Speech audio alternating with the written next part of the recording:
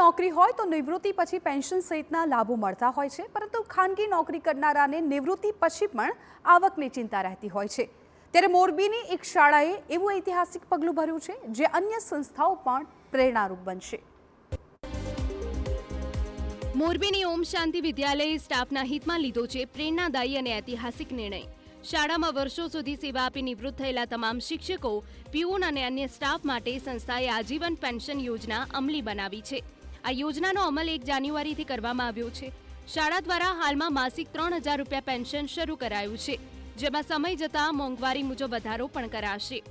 જેમણે વર્ષો સુધી સંસ્થામાં સેવા આપી તેઓ નિવૃત્તિ પછી પણ આર્થિક રીતે સુરક્ષિત રહી શકે અને પરિવારમાં તેમનું માન સન્માન પણ જળવાઈ રહે તે પેન્શનનો મુખ્ય હેતુ છે।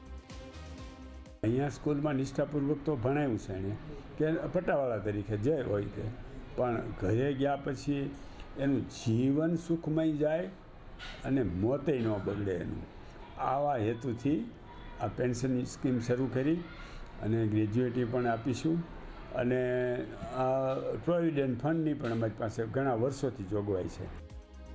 શાળા દ્વારા પેન્શનની જાહેરાત કરાતા જ હાલ નોકરી કરતા અને નિવૃત્ત થયેલા કર્મચારીઓમાં આનંદની લાગણી છવાઈ ગઈ।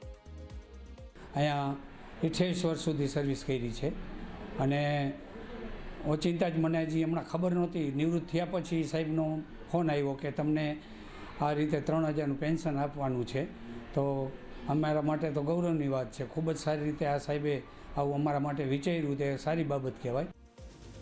શાળા દ્વારા નિવૃત્ત કર્મચારીઓને ગ્રેજ્યુએટીનો વિકલ્પ પસંદ કરવાની પણ આઝાદી અપાઈ છે।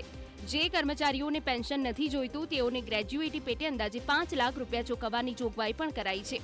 ત્યારે ઓમ શાંતિ શાળાની આ પહેલ ખરા અર્થમાં ખાનગી શાળાઓ અને સંસ્થાઓ માટે પથદર્શક બની રહેશે।